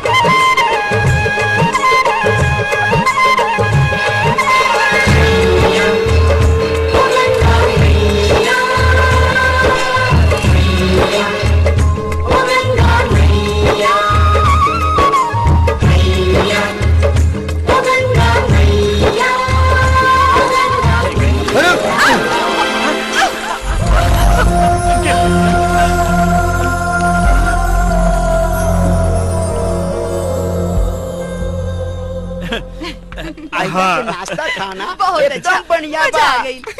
कैसन लागल? खूब नीमन। ए मैडम, अरे खाना हो गई ना? आओ भाई ली, हरिद्वार के नंबर 1 आइसक्रीम खा के देखी। ली। बदतमीजी हाँ। अरे राधा रानी कितना बढ़िया तक गबरू गाइड घटाइल बा। हर 2 मिनट में कुछ न कुछ दिखावता है। चलो कुछ और देखा होता नहीं, चलो चलो। जींस छोड़ के पहन सलवार ना तालो गवाला चार हो जाई। हे बबुनी चढ़ल बाटे तोहरो जवानिया बजरिया में मार हो जाई। के मैया बेपेदी का लोटा बुझाता है दादा। ये क्षेत्रों के सामने बेइज्जत कर दे। अरे बाबू,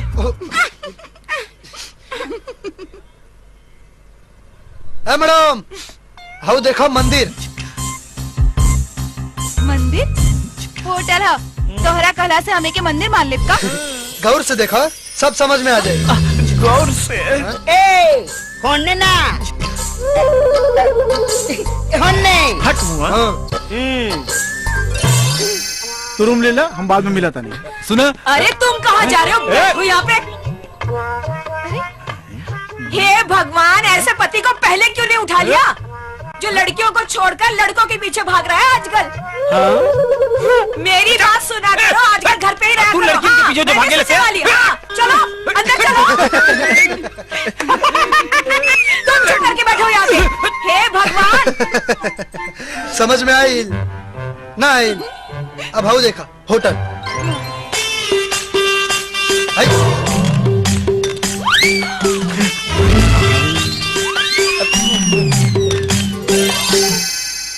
देखो होटल में करे वाला काम मंदिर में होता है। का नजर पौने बार उस्ताद। हाँ तो ऐसा ही हमरा के लोग हरिद्वार के नंबर 1 गाइड कहले हैं। छी छी छी, और कुछ देखे कि नहीं खेगा यहाँ पर? लो एमे छिची के कौन बात बा? अरे कब कहाँ केकर दिल केकरा पे आ जाला केहू नहीं के बता सकत। चलो डोंट टच मी। ओहो अकड़ तो ऐसा दिखा रहल बाड़ू जैसे कि अनटच बाड़ू। कभी और केहू? खबरदार हाँ। अच्छा खबरदार। लो तू धोके एजा चाटा, हम आवता नहीं। चला गुरु चला। इनकर स्टाइल देखा। चल चला। जब देखा तो स्टाइले में लग जाले। देखा राधा रानी, हरिद्वार के ये जंगल ह जौना में सब जड़ी बूटी मिलेला। हरे अच्छा? बहेड़ा आ शिलाजीत तो मिलेला। शिलाजीत ई का होला? तू लोग ऐसा करत रह। अरे ये जंगल में पता बा भूत प्रेत आदिवासी लोग भी रहले। मैया के मैया भूत प्रेत। हाँ जा जा होने गणेश तोरा के खोजता। अच्छा सुन, हम गणेश से मिल के आवा तनी, तब ले तू राधा रानी के घुमाइया। तनी सुन अच्छा से घुमाइया। तू चिंता मत कर, जा आवा हम तोरा के घुमाओ तनी। चलो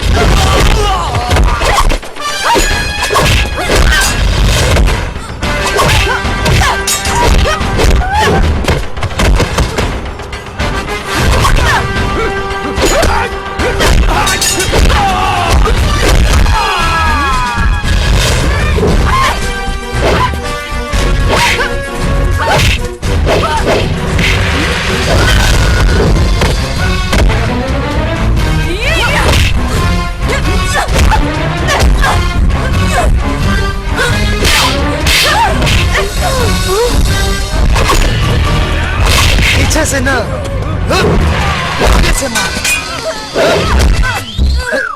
उठिए मत, उठले ना तो काट दे। देख होने, देख देख होने, होने देख।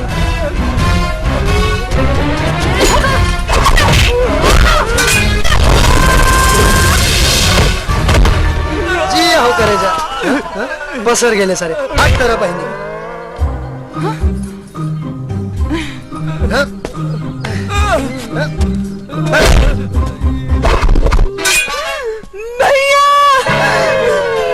अरे वाह, आज तो तुम्हें बहादुरी पर एगो इनाम देवे के मन करता। शौक से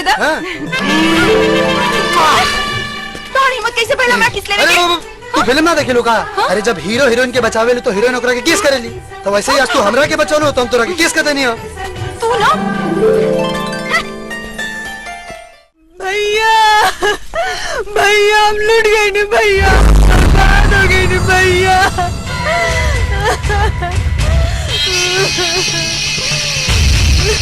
भैया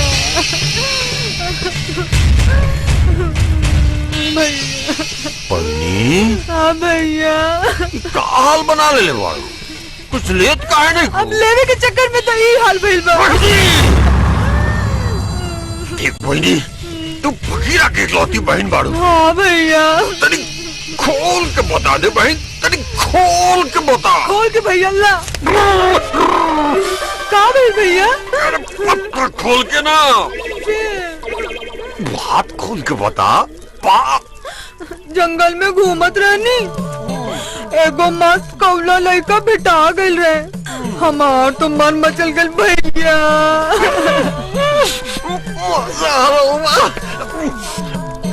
अरे बोल, अब आगे का बोली?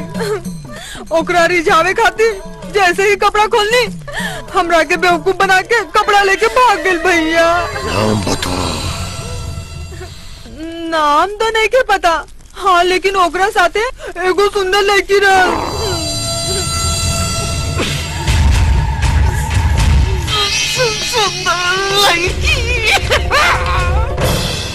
अरे जल्दी जल्दी चलो, तोरा घर नहीं के जाए के का? कौन घर? वो घर के घर ना खंडहर कहीं, जहाँ हमारा हमार बाबूजी की जीत चलेला, जौन हमार गले में वरमाला के बदले फांसी के फंदा डाले वाला बड़े। बाप हमें की कसाई? कसाई। बाकी शादी ब्याह तो अच्छा चीज होला। ढेर लेक्चर मत दो, तू अपन रास्ता देखा, हम अपन रास्ता देखा तानी।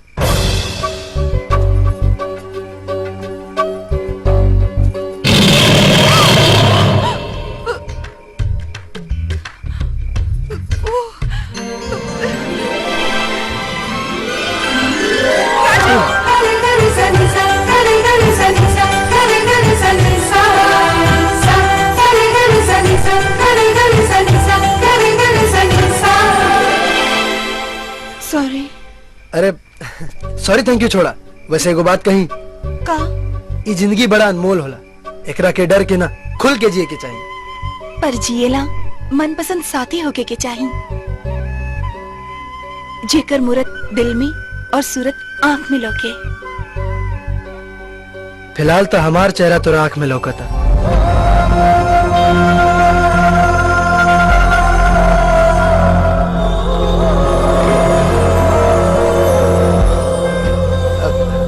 छोड़ा, देखा रात ढेर हो गई बा, चला कहीं रुके के व्यवस्था कर जाओ। आओ आओ।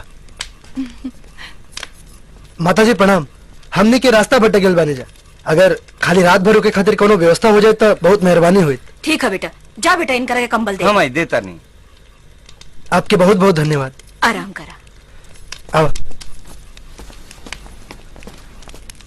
ई लो, जाके उन्हें सूत हाँ, रहा, खटे ठीक बा। बिछल बा। धन्यवाद। आओ।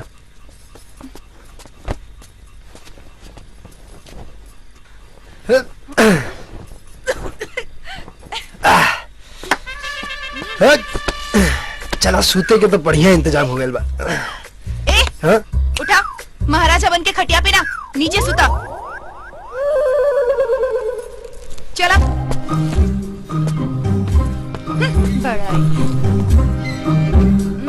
अच्छा हाइला, ये उड़ के सूत जा। कितना गंदा बा, हम ना उड़ब। अच्छा कोनो बात नहीं के ये ठंडी में मरे से अच्छा बा केकरे ओढ़ के सोच जाई। हाँ?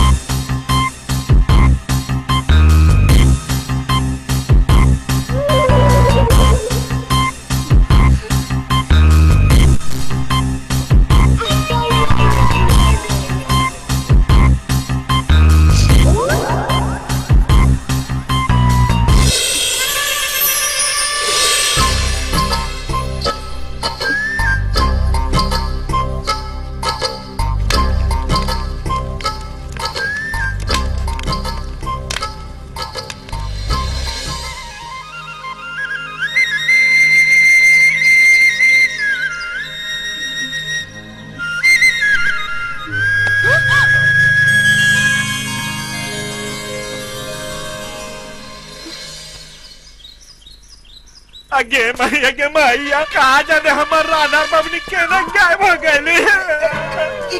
केने गायब हो गई? चुप मेहर मौसाला। तहार राधा गायब बारी तो हमार रजुआ गायब बा। हो न हो हमार राजू ओकरे ढूंढे गईल होई। वो तो ठीक बा लेकिन मालिक के बार बार फोन आओ तो क्या जवाब दी?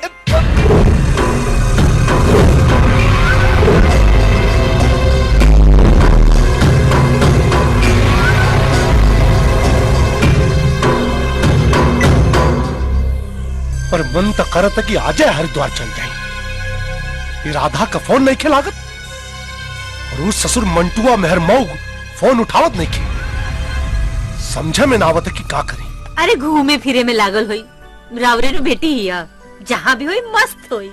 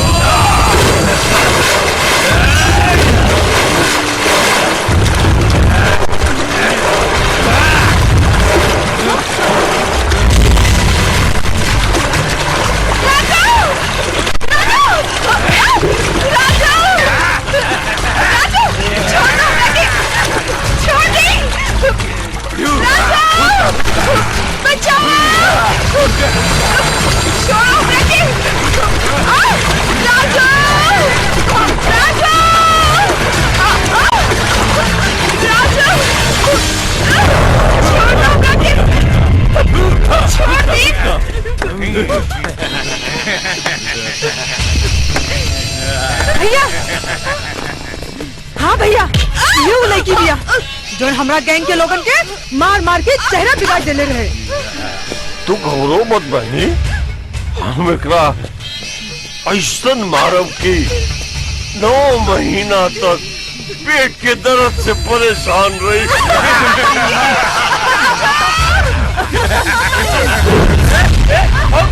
आई बात राधा बबनी के अरे अभागा रे नतिया के बेटा छोड़ अरे अकेले कहाँ चल गए? का जवाब देव काना कहाँ रहा हो तारा के काले से खोज खोज के परेशान बानी सन। अरे हो राधा बबनी के आदिवासिया उठा ले गए सन।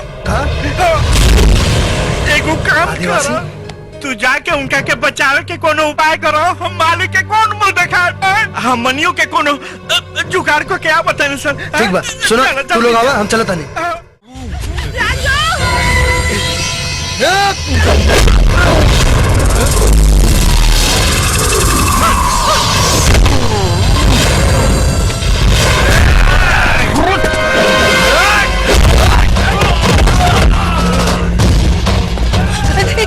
सुनो राज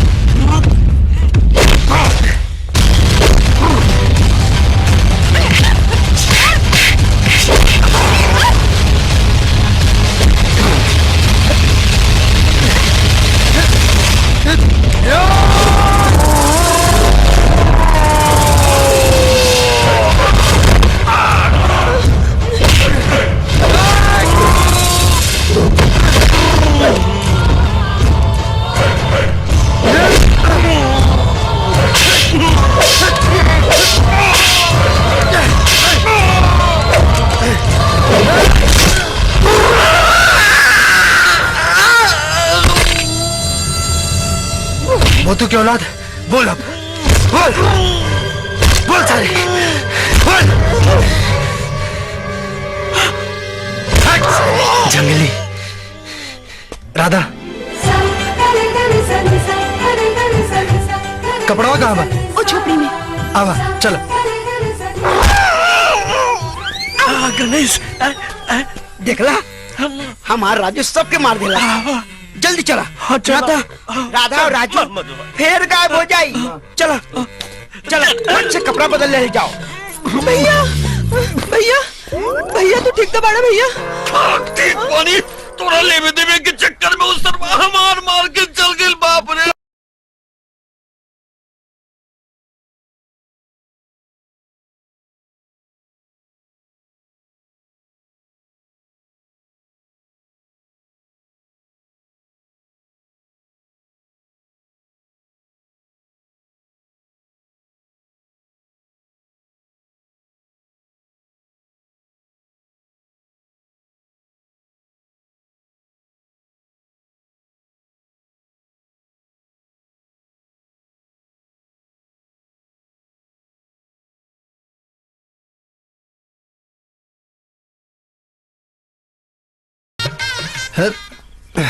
तू ठोका। हाँ।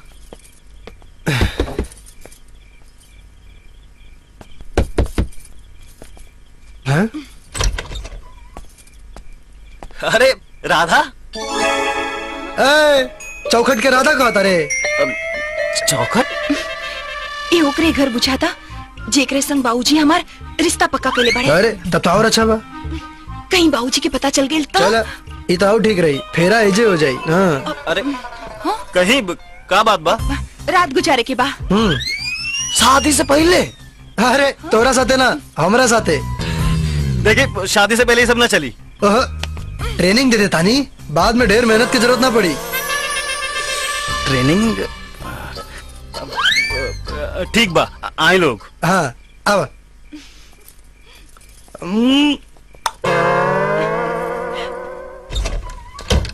आए लोग। हाँ अच्छा ऐसा कमरा बा, तुम ही लोग चल के आराम करी, तबले हम तुम ही लोग खातिर कुछ खाए पिए के इंतजाम करता। ओके ठीक बा।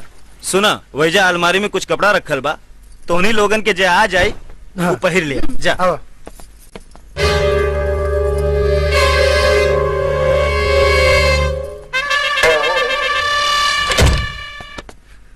बाबूजी, ये बाबूजी का भइल रे इतना रात के?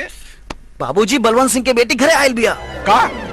हाँ। न बैंड न बाजा न बाराती, वो हिजा? अरे अरे बाबूजी विश्वास नहीं करते, चल के देख ली ना। हाँ हाँ चल चल चली जा बाबूजी। ये देखिए बोली घूमा, हमरा कपड़ा बदले के बा। जा तू। अरे सुनो,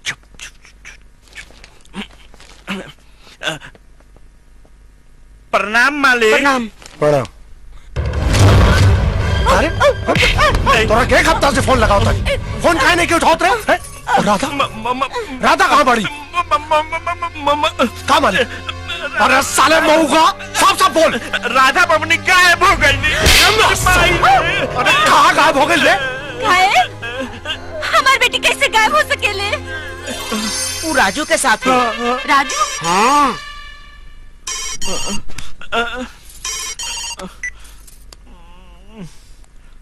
हेलो बलवंत बाबू, अपने की बेटी हमारा घर में आयल बिया। ई का कहता नहीं, रहुआ होश में तो बानी? अरे विश्वास न होके तो आके देख ली। संभाल, गाड़ी निकाल। तू चिंता मत कर, राधा मिल गई, हम लेके आओ तनी। मैया भगवान हम लोग का